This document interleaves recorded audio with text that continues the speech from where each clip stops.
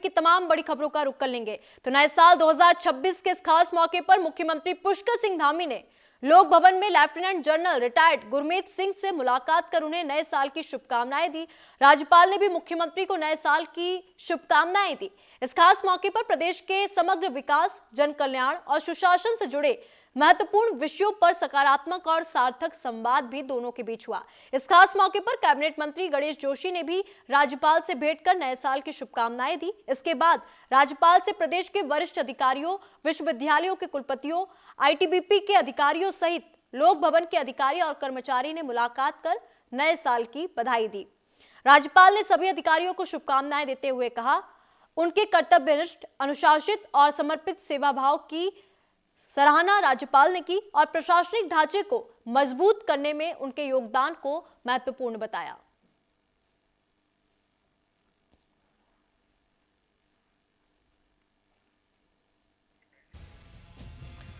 तो नए साल के इस खास मौके पर उत्तराखंड के मुख्यमंत्री पुष्कर सिंह धामी ने राज्यपाल से मुलाकात की और नए साल की शुभकामनाएं भी राज्यपाल को दी। तो वही राज्यपाल ने भी मुख्यमंत्री से बातचीत की और उत्तराखंड के विकास को लेकर उन्होंने बातचीत की और नए साल की शुभकामनाएं देश को और प्रदेशवासियों को दी और अधिकारियों से भी मुलाकात यहां पे राज्यपाल ने की। लोक भवन में राज्यपाल से सीएम धामी ने मुलाकात की, बातचीत की और नए साल की शुभकामनाएं भी राज्यपाल को प्रेषित की। तो नए साल के इस खास मौके पर उत्तराखंड के मुख्यमंत्री पुष्कर सिंह धामी लोक भवन में राज्यपाल से मुलाकात करते हुए नजर आ रहे हैं। तस्वीरें भी सामने आई हैं और राज्यपाल ने भी देशवासियों, प्रदेशवासियों को नए साल की शुभकामनाएं दी। अधिकारियों से भी बातचीत राज्यपाल ने की।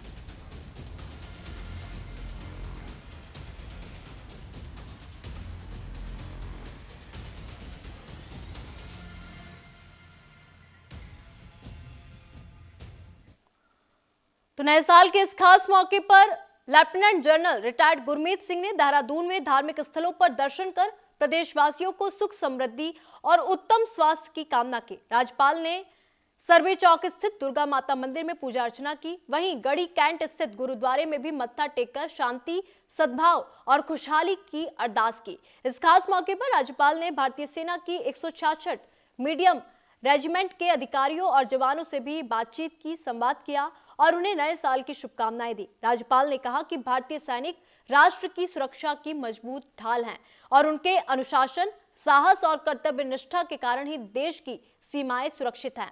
ये साल प्रदेश में सुख, शांति, विकास और सकारात्मक ऊर्जा का संचार करे और हर नागरिक के जीवन में विश्वास, सद्भाव और नई आशा लेकर आए।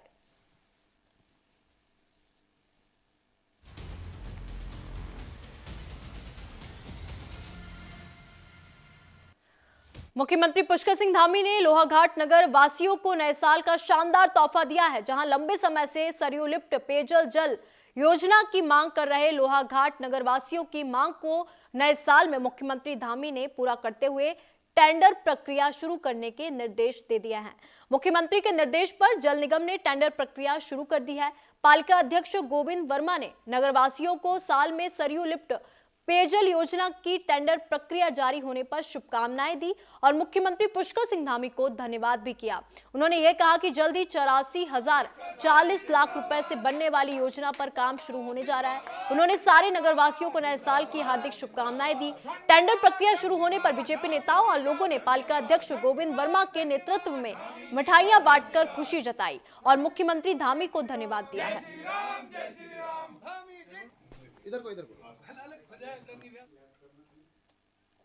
हमारे यशस्वी इस प्रदेश के उनको धन्यवाद अर्पित करना चाहता हूं। जिस प्रकार से वर्षों से लंबित और लोहाघाट नगरवासियों की मूलभूत समस्या पानी की विगत कई वर्षों से अधर में पड़ी थी और लगातार लोहाघाट नगरवासी संघर्षरत थे और मैं माननीय मुख्यमंत्री जी को धन्यवाद देना चाहूँगा, जिन्होंने यहाँ संजू महोत्सव में आकर के जो सरयू पेयजल लिफ्ट योजना है उनके सम्मुख ये बातें रखी और उन्होंने अपनी प्रथम प्रायोरिटी में रखते हुए इसको अपने हाथों में लिया और एक नए साल का तोहफा दिया है लोहाघाट नगरवासियों को। आज इसका टेंडर लग चुका है यह वास्तव में भारतीय जनता पार्टी के प्रति जो लोगों का अटूट विश्वास था, जो भारतीय जनता पार्टी के लोगों की अटूट आस्था थी, आज पुष्कर सिंह धामी जी के कुशल नेतृत्व में लोहाघाट क्षेत्र की बहुत 50 वर्ष पुरानी एक बड़ी लंबी मांग पूरी हुई है। सरयू पेयजल योजना के तहत इस लोहाघाट नगर को स्वच्छ पेयजल उपलब्ध कराने के लिए आज माननीय मुख्यमंत्री पुष्कर सिंह धामी जी के कुशल दिशा निर्देशन में आज का टेंडर लग गया है। इस सरयू पेयजल योजना को बार बार आपके द्वारा भी उछाला गया था, लेकिन हमारे इस प्रदेश की यशस्वी मुख्यमंत्री श्रीमान पुष्कर सिंह धामी जी का जब संजू महोत्सव लोहाघाट में प्रथम बार आगमन हुआ था, उसी समय उन्होंने उनकी घोषणा की थी और आज इस चीज़ को धरातल पर उतार दिया गया। आज इसमें निविदा की प्रक्रिया प्रारंभ हो चुकी है अति शीघ्र, क्योंकि निविदा प्रक्रिया में 1-2 महीने का समय लगेगा। मैं समझता हूँ इस वित्तीय वर्ष नहीं तो अगले वित्तीय वर्ष अप्रैल में इसमें निस्संदेह कार्य प्रारंभ हो जाएगा।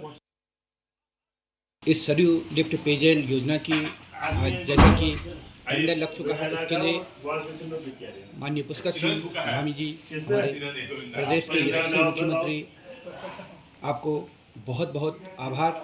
आपने हमारे इस नगर क्षेत्र के लिए जो ये ऐतिहासिक कार्य किया है, इसके लिए पूरा नगर क्षेत्र आपका ऋणी रहेगा।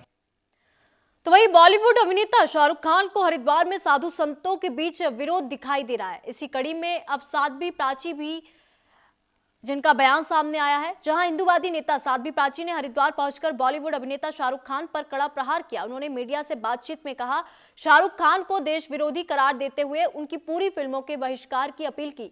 साध्वी प्राची ने कहा कि बॉलीवुड में एक खास गैंग सालों से देश की भावनाओं के खिलाफ काम कर रहा है और अब जनता को इसका जवाब देना चाहिए। साध्वी प्राची ने बांग्लादेश में हिंदुओं पर हो रही हिंसा और वहां की घटनाक्रम का हवाला देते हुए आरोप लगाया कि ऐसे समय में भी कुछ लोग वहां से खिलाड़ियों को बढ़ावा दे रहे हैं। उन्होंने केंद्र सरकार से मांग की है कि देश की भावनाओं के खिलाफ काम करने वालों पर सख्त कार्रवाई की जाए।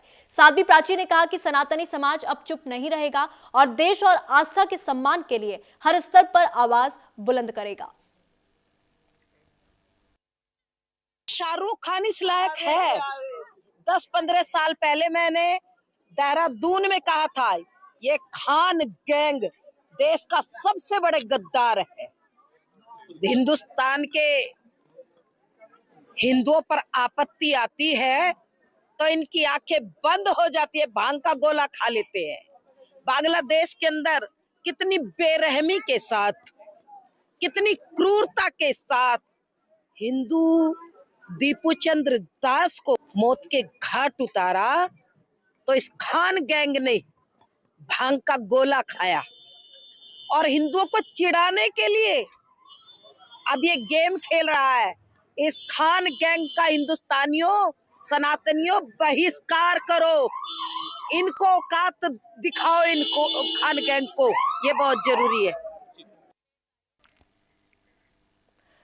चंपावत जिले के लोहाघाट ब्लॉक के क्षेत्र पंचायत सदस्यों ने राज्य वित्त और केंद्र वित्त के वितरण और स्वीकृत योजनाओं की टेंडर प्रक्रियाओं में अनियमितता के आरोप लगाए और 31 दिसंबर से खंड विकास अधिकारी कार्यालय लोहाघाट में क्षेत्र पंचायत सदस्य प्रकाश सिंह धामी के नेतृत्व में अनिश्चितकालीन धरना प्रदर्शन किया, जहां क्षेत्र पंचायत सदस्यों का धरना नए साल के पहले दिन भी जारी रहा। इस दौरान उन्होंने कहा कि जब तक उनकी मांगे पूरी नहीं होगी, धरना लगातार चलता रहेगा। साथ ही ब्लॉक प्रमुख लोहाघाट और खंड विकास अधिकारी की बुद्धि शुद्धि के लिए सुंदर कांड का पाठ भी किया गया। साथ ही क्षेत्र पंचायत सदस्यों ने चेतावनी देते हुए कहा कि अगर मामले में आवश्यक कदम नहीं उठाए गए तो क्षेत्र पंचायत सदस्यों का अनिश्चितकालीन धरना विकासखंड कार्यालय लोहाघाट में जारी रहेगा। वही मामले में खंड विकास अधिकारी कविंद्र सिंह रावत पर लगे आरोपों को पूरी तरह निराधार बता चुके हैं।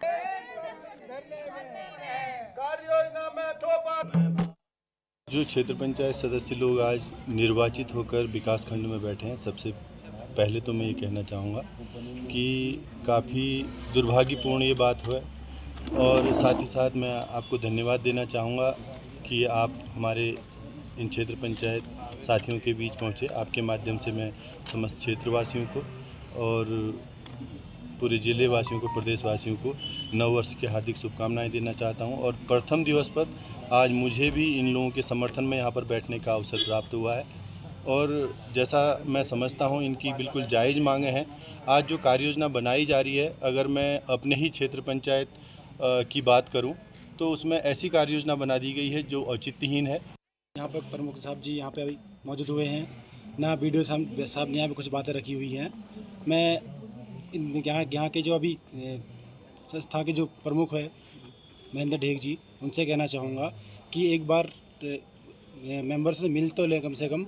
अब ये लोग फ़ोन कर रहे हैं बार बार, ना उनका कोई रिस्पॉन्स आ रहा है, ना उनकी कॉल रिसीव हुई कर रहे हैं।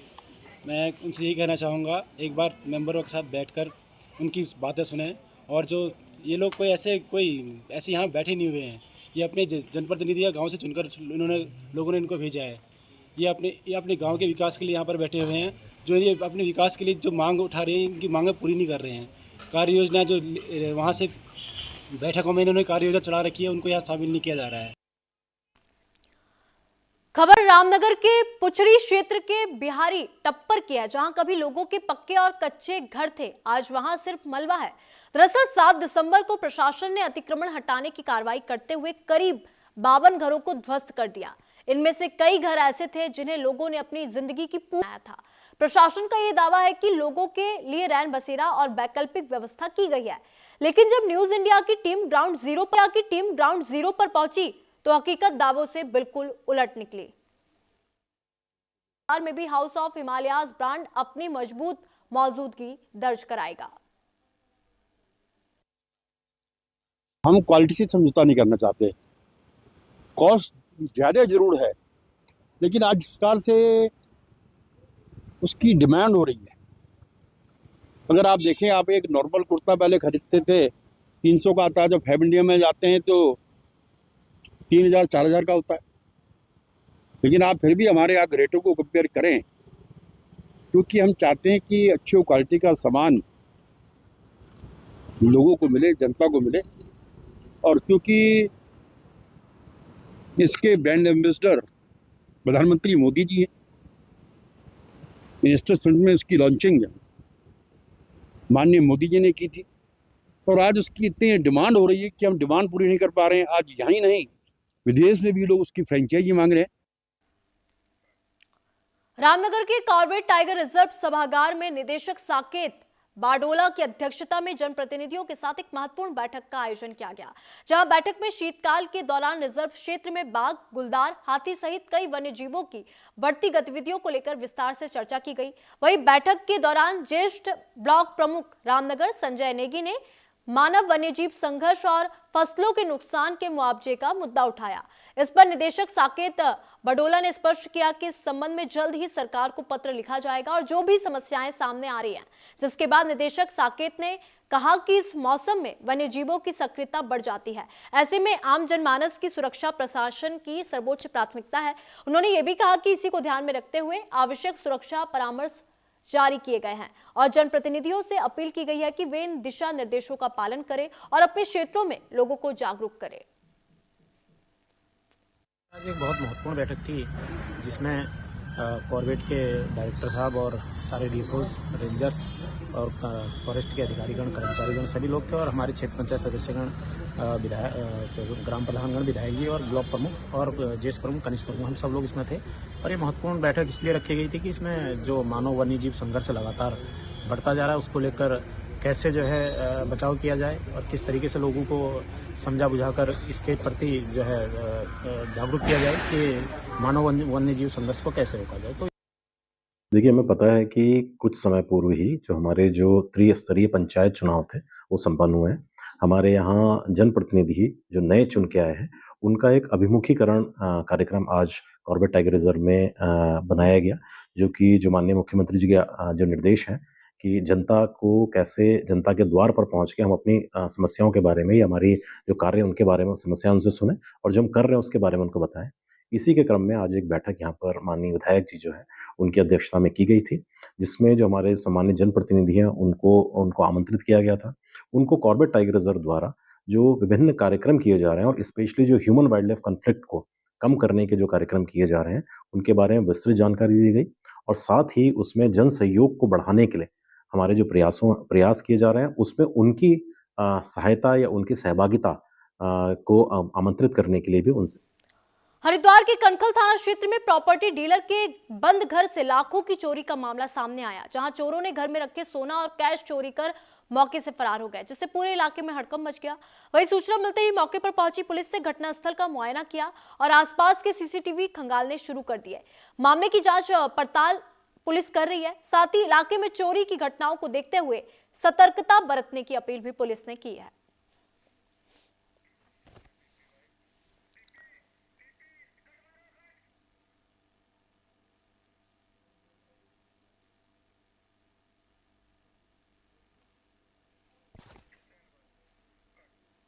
रुद्रपुर के प्रीत विहार इलाके में जमीनी विवाद को लेकर हुए हत्याकांड का उधम सिंह नगर पुलिस ने खुलासा कर दिया, जहां एसएसपी मणिकांत मिश्रा के निर्देश पर की गई कार्रवाई में मुख्य आरोपी समेत 3 आरोपियों को गिरफ्तार कर लिया गया। वहीं इस मामले में अब तक कुल 4 आरोपी पुलिस की हिरासत में आ चुके हैं। दरअसल ये घटना 28 दिसंबर 2025 को कोतवाली रुद्रपुर क्षेत्र के फाजलपुर महरोला स्थित प्रीत विहार में हुई थी।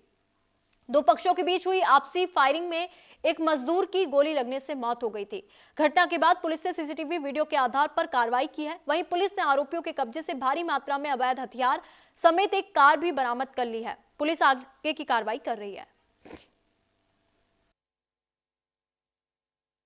घटना के तुरंत बाद विशेष पुलिस टीमों का गठन किया गया। पुलिस टीम ने मैनुअल पुलिसिंग, तकनीकी विश्लेषण और सीसीटीवी फुटेज के आधार पर सघन अभियान चलाया, जिसमें एक अभियुक्त सिमरनदीप सिंह पूर्व में गिरफ्तार किया जा चुका है। इसी क्रम में 30 दिसंबर 2025 को हत्याकांड के मुख्य आरोपी जशनदीप को रुद्रपुर के ब्लॉक रोड से गिरफ्तार किया गया। इसकी निशानदेही पर उसके घर से घटना में प्रयुक्त 315 बोर की लाइसेंसी राइफल भी बरामद की गई। घटना से संबंधित एक अन्य आरोपी शमशेर सिंह उर्फ शेरा को भी इस घटना में प्रयुक्त फॉर्च्यूनर कार के साथ गिरफ्तार किया गया। उसकी निशानदेही पर 315 बोर की एक अवैध राइफल बरामद की गई। इस प्रकरण में शामिल एक अन्य आरोपी तनवीर सिंह, जो विदेश भागने की फिराक में था, उसके विरुद्ध लुकआउट सर्कुलर जारी किया गया था और उसे दिल्ली एयरपोर्ट से डिटेन कराकर रुद्रपुर लाया गया। देहरादून के डोईवाला के लाल तप्पड़ में भीषण हादसा देखने को मिला, जहां रोडवेज बस में अचानक से भीषण आग लग गई और देखते ही देखते आग ने विकराल रूप ले लिया और आग लगने से बस पूरी तरह से जलकर राख हो गई। बता दें कि आग लगते ही बस से ड्राइवर सहित सभी सवारी जो बस में सवार थी उन्हें सुरक्षित नीचे उतार लिया गया, जिससे एक बड़ा हादसा होने से टल गया और हादसे में किसी भी जनहानि की सूचना नहीं है। सूचना मिलते ही मौके पर पहुंची पुलिस और फायर ब्रिगेड की टीम ने कड़ी मशक्कत के बाद आग पर काबू पा लिया और पुलिस मामले की जांच पड़ताल में कर रही है। घटना लाल तप्पड़ साईं मंदिर के पास की बताई जा रही है।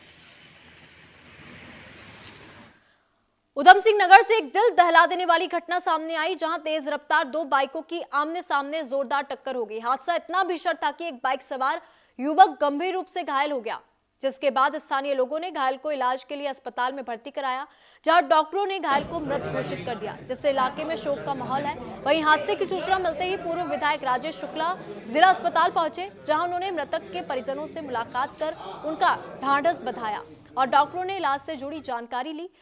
साथ ही प्रशासन से पीड़ित परिवार को हर संभव सहायता देने की भी मांग की है। पूर्व विधायक ने कहा कि साल 2025 का आखिरी दिन सड़क हादसे में एक परिवार के लिए काल बनकर आया है। वही सूचना मिलने पर पुलिस अस्पताल पहुंची और शव को कब्जे में लेकर पोस्टमार्टम के लिए भेज दिया गया है और मामले की जांच पड़ताल पुलिस कर रही है। घटना रुद्रपुर से छठे दिशा क्षेत्र के पंतनगर की बताई जा रही है।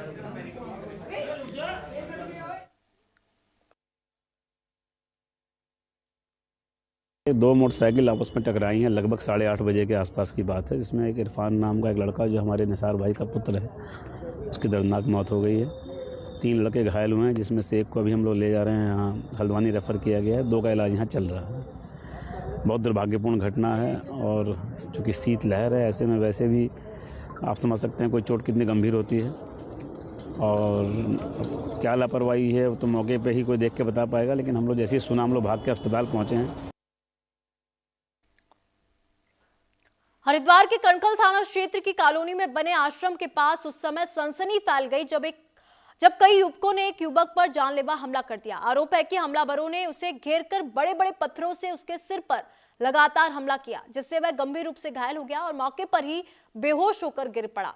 घटना के दौरान स्थानीय लोगों ने तुरंत पुलिस को सूचना दी। बताया जा रहा है कि फोन करने के बाद भी करीब आधा घंटे तक पुलिस मौके पर नहीं पहुंची। इस देरी को लेकर क्षेत्रवासियों में भारी नाराजगी देखने को मिली।